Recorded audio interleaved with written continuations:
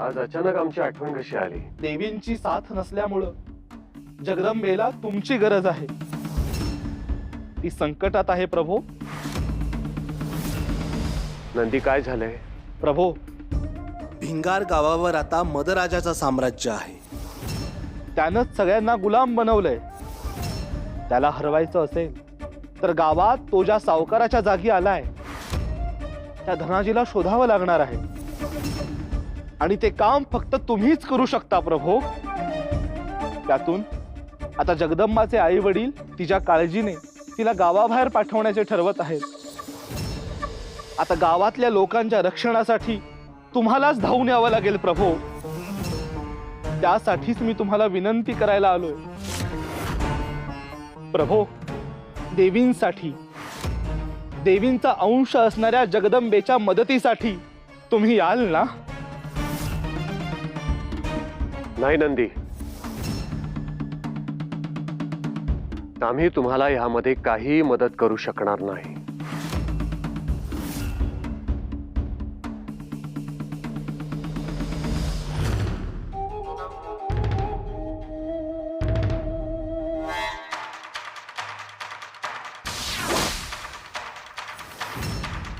आतापर्यंत अर्धा गाव माझ्या अधिपत्याखाली आलाय असुर नरेश. आता फक्त अर्धा उरलाय आणि तोही लवकरच येईल. उत्तम वाटचाल आहे. तरीही सावध राहा. गेल्या वेळी जेव्हा चिंचपूर गावाभोवती मी वेढा वळला होता तेव्हा तुळजा तिथून पळून गेली होती. या वेळेला मला पुन्हा तेच व्हायला नकोय. मला याची कल्पना आहे असुर नरेश. तुळजा तेव्हा कवडीच्या रूपात अदृश्य झाली होती आणि या लहान मुलीच्या रूपात प्रगटली. पण आताचं रूप हे मानवी रूप आहे. या रूपात अदृश्य होणं शक्य नाही. तरीही आपल्याला अत्यंत वेगाने वाटचाल करायला हवी. तुळजा परत यायच्या आधी आपण जर जगदंबाला अंकित करू शकलो तर अतिउत्तम.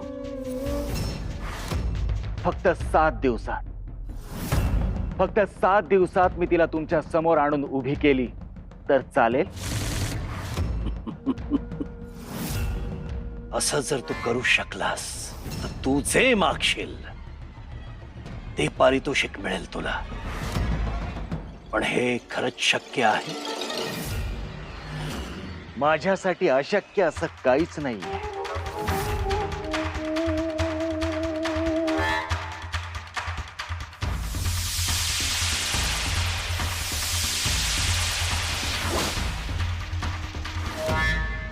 आजपासून प्रत्येक दिवशी यातला एक मोती गळून पडेल. यातले 7ही मोती गळून पडायच्या आत मी तिला इथे आणून उभी करेन. हे माझं वचन आहे.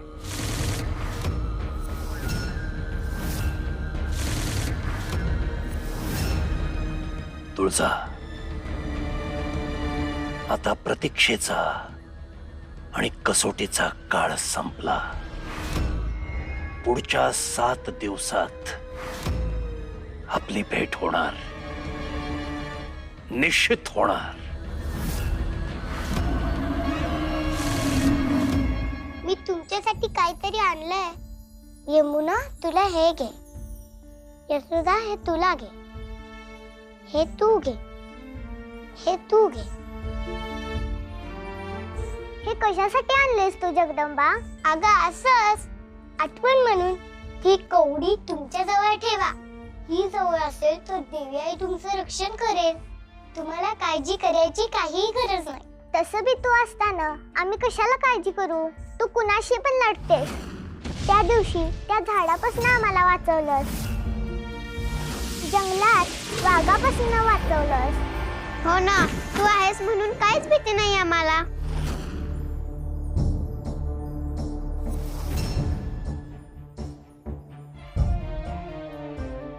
नंदी महाराज, आलात तुम्ही जाऊन? काय झालं? महादेवांची भेट झाली ना? महादेव भेटले खरे, पण देवी ते म्हणाले या बाबतीत ते काहीच मदत करू शकत नाही. का? आदिशक्ती आणि तुळजादेवींना त्यांनी शब्द दिलाय की त्यांच्या योजनेत ते कसलाच हस्तक्षेप करणार नाहीत. महादेव ही मदत करू शकत नाही, म्हणजे मला हे गाव सोडून जावं लागणार. आईला दिलेलं वचन पाळावं लागणार. देवी, महादेव स्वतः काहीच करणार नाहीत हे खरं, पण एक मार्ग सुचवलाय त्यांनी मला. काय सुचवलं त्यांनी? त्यासाठी एक मोठी गोष्ट आपल्याला करावी लागणार आहे.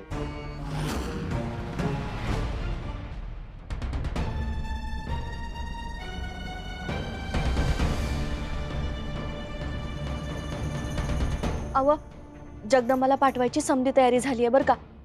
तिच्यासाठी लाडू बनवले आहेत आणि चटणी भाकर बी नेणार आहे मी तिला. वाटेत काही सोबत असलेलं बरं. आणि तुमच्या भावाच्या लेकरांसाठी बी खाऊ दिला आहे. आणि जाऊबाईसाठी चोळीला कापड दिला आहे.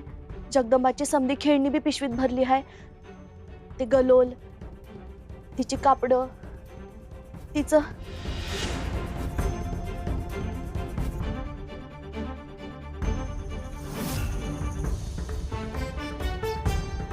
अव, असं नुसतं बघत काय बसलाय? काही राहिलं असेल तर आठवण द्या ना. गंगाई, तिला एवढं लांब पाठवणं खरंच जमणार आहे तुला? आणि तुला करमणार आहे इथं? तिच्या भल्यासाठीच करते हाय मी हे. आणि तिला या संकटातून वाचवण्यासाठी मी आधीच माझ्या मनावर दगड ठेवला आहे. जनक बाबा, अहो बातमी कळली काय? काय झालं आता? अहो तू ज्ञानबा टेकडीच्या वरच्या बाजूला राहणारा, हा. अहो त्याला मधराजानं आज कठोर शिक्षा केली बघा. अहो त्याला गुलाम बनवून ठेवलंय. आणि राजा, रोजच अशा बातम्या यायला लागल्यात. अहो तसं नाही, पण ह्या वेळेला जरा कारण वेगळंच आहे. त्यानं कर्ज बुडवलं नाही, मग तर त्यानं त्याच्या बायकोला आणि पुरीला शेजारच्या गावात पाठवून दिलं, म्हणून त्याला शिक्षा दिली.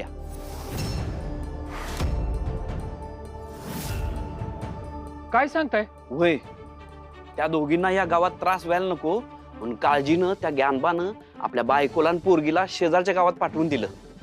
आता ही गोष्ट त्या मधराजाला कळाली.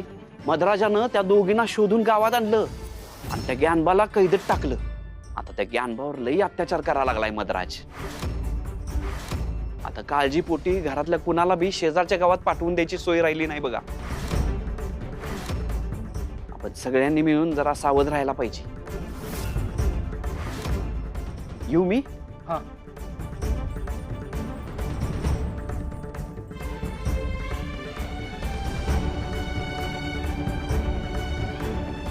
आपण जगदंबाला पाठवणार होतो, आता कसं पाठवायचं? तेच तर समजणं झालंय. नुसतीच धाकधूक होती. इकडं आड आणि तिकडे हिर असं झालंय का आपलं? काय सुचवलं महादेवांनी? देवी, ते स्वतः तर यात हस्तक्षेप करू शकत नाही, परंतु ज्या प्रकारे तुळजादेवींनी तुम्हाला प्रशिक्षित केलं तसंच ते देखील स्वतः तुम्हाला प्रशिक्षण देऊ शकतात. ते तुम्हाला योग विद्या शिकवू शकतात. त्याद्वारे तुम्ही स्वतःच धनाजीचा शोध घेऊ शकता. महादेव माझ्यासाठी एवढं करतात ते भारीच आहे, पण मला योग विद्या शिकायला जमेल का? देवी, अहो तुमच्यासाठी काय अशक्य आहे? तुम्ही भाला चालवू शकता, तुम्ही काठी चालवू शकता, तुम्ही असुरांशी लढू शकता. तुम्ही साक्षात तुळजादेवीचा अंश आहात.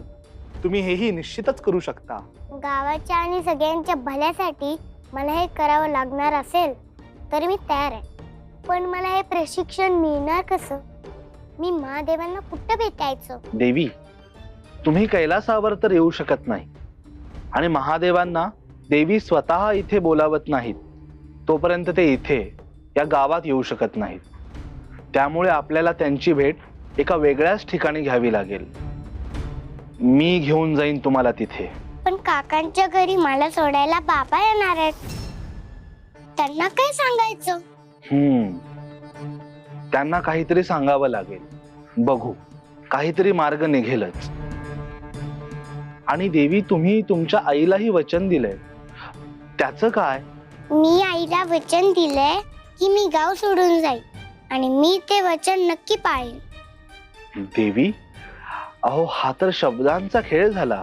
गावाला वाचवण्यासाठी आणि मधाचा अंत करण्यासाठी मला हा खेळ खेळावा लागणार आहे. कुठल्याही परिस्थितीत आता मला महादेवांकडून योग विद्या शिकून घ्यायलाच हवी.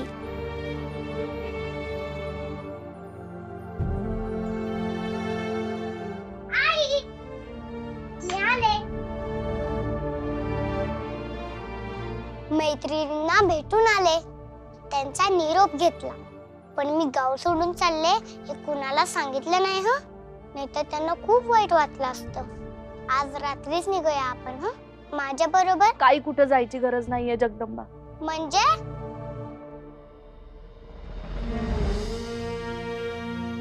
आमचं ठरलंय, तुला कुठं बी पाठवायचं नाही ते. काय हो, वय तुला कुठं बी जायची गरज नाही, गावातच राहा.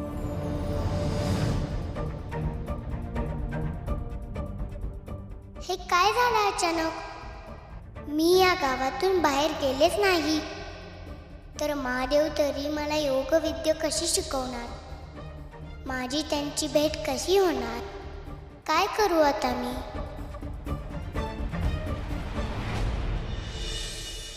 मोठं संकट कोसळलंय देवी.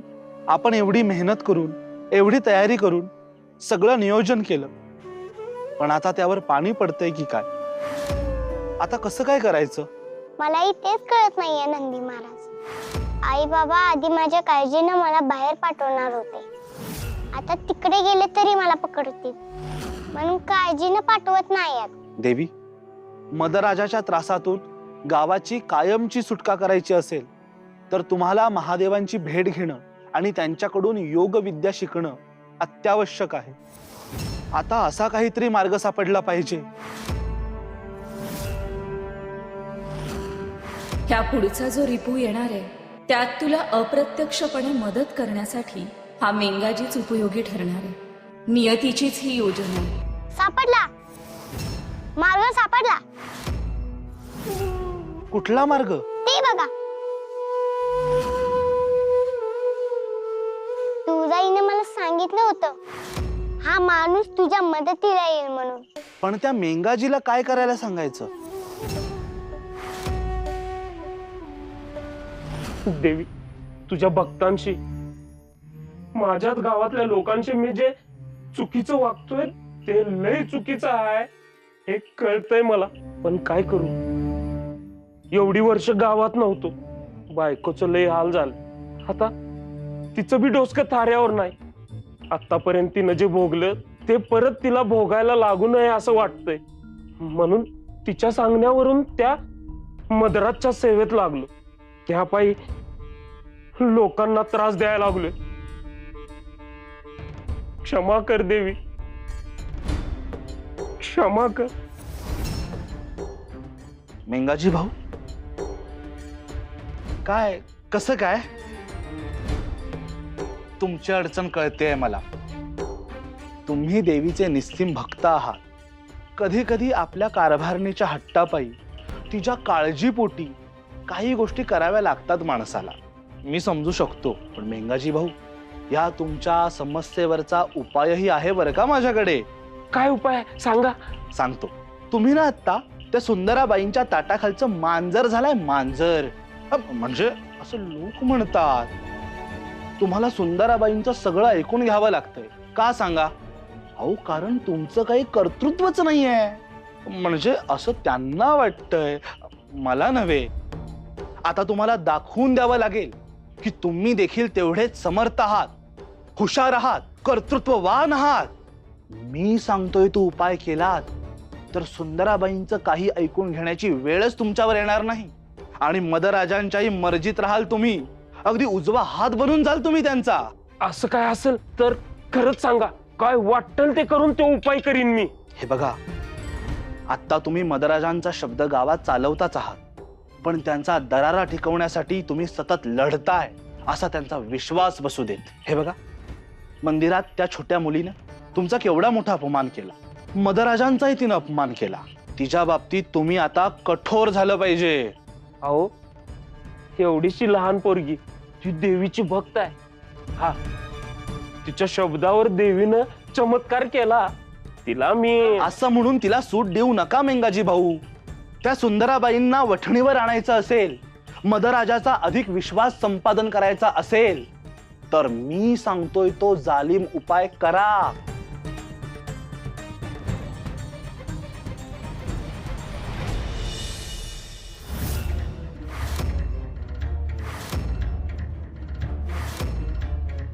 मेंगाजी, जा, बिंदास लढा.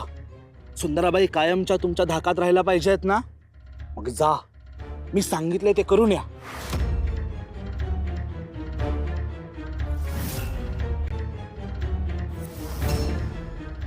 जनक बाबा, मेंगाजी, आज इकडं कोणीकडे? बसा, मी गुळ पाणी आणतो. हे बघा, पाहुणचारासाठी वेळ नाही माझ्याकडं. मी मदराजांचा आदेश पोचवायला आलोय.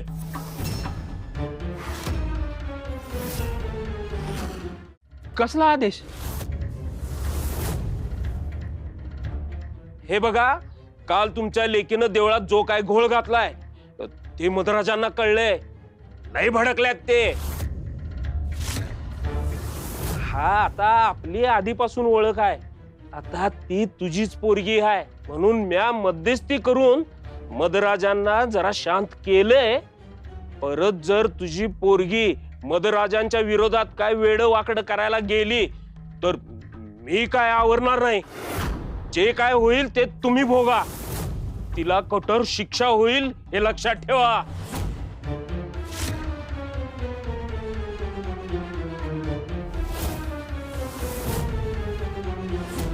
नंदलाल भाऊ, मी जरा जास्तच बोललो काय त्यांना.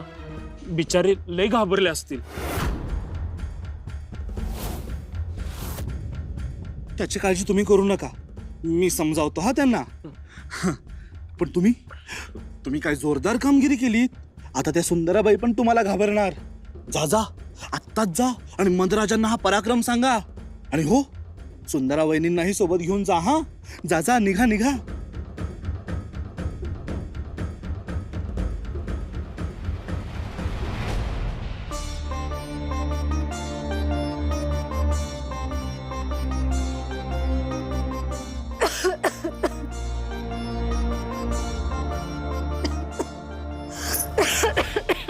आई, किती आजारी आहेस ग? थांब, तुझ्यासाठी काहीतरी खायला करते. नको, काय बी करू नको, मी आहे ठीक आता. कशी बरी होशील? कालपासनं उपाशी आहेस. खाल्ल्यावर बरं वाटेल ग तुला. काय करणार आहेस खायला? घरात अन्नाचा एक कण बी नाही. तू बी कालपासून उपाशीच आहेस की. मी आज काहीतरी तुला करायला पाहिजे. तर माझी ही अवस्था अशी. थांब, मी बघते आई.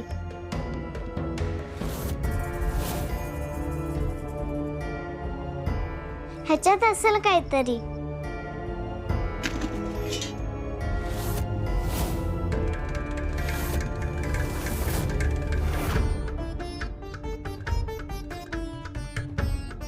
ह्याच्यात तरी.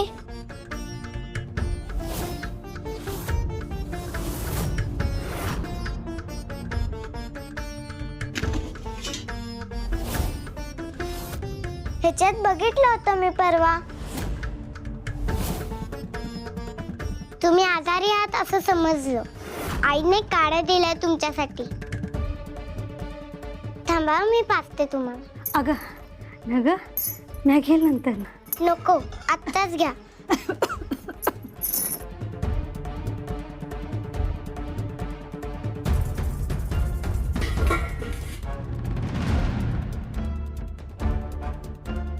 आता काहीतरी खाऊन पण घ्या हा, म्हणजे लवकर बरं वाटेल.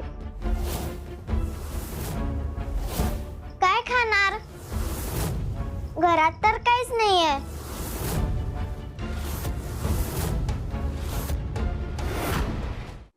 अगं काहीतरी काय बोलतेस?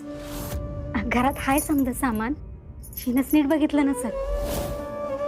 अगं आई म्हणते म्हणजे असेल सगळं घरात. चल, मी बघते.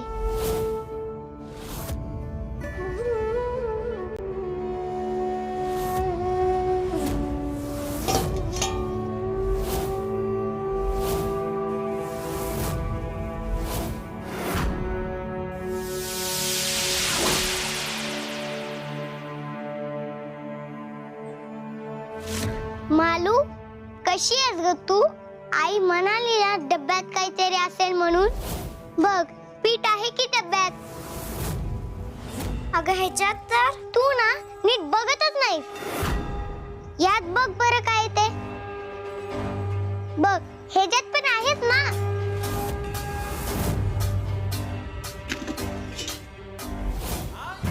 ह्याच्यात पण आहे. हे कुठनं आलं? तुम्ही म्हणालात का नाही डब्यात काहीतरी असेल, तेच आहे. तुळजाईचीच कृपा झाली बघ. आई, पटकन मी तुझ्यासाठी काहीतरी खायला करते. हा, अगं थांब, म्या करते जमल तसं. तू माझी मदत कर. आता बरं वाटतंय.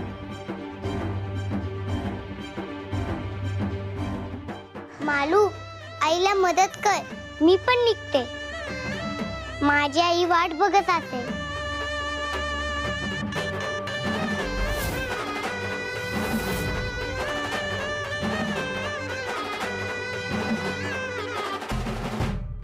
मी इथे नसताना माझ्या गावातल्या कुणाला बी काय बी कमी पडू देऊ नकोस तुळजाई. मी गावातून बाहेर चालले, पण यांना त्रास देणाऱ्या मद्राजला धडा शिकवायला मी लवकरच परत येणार आहे.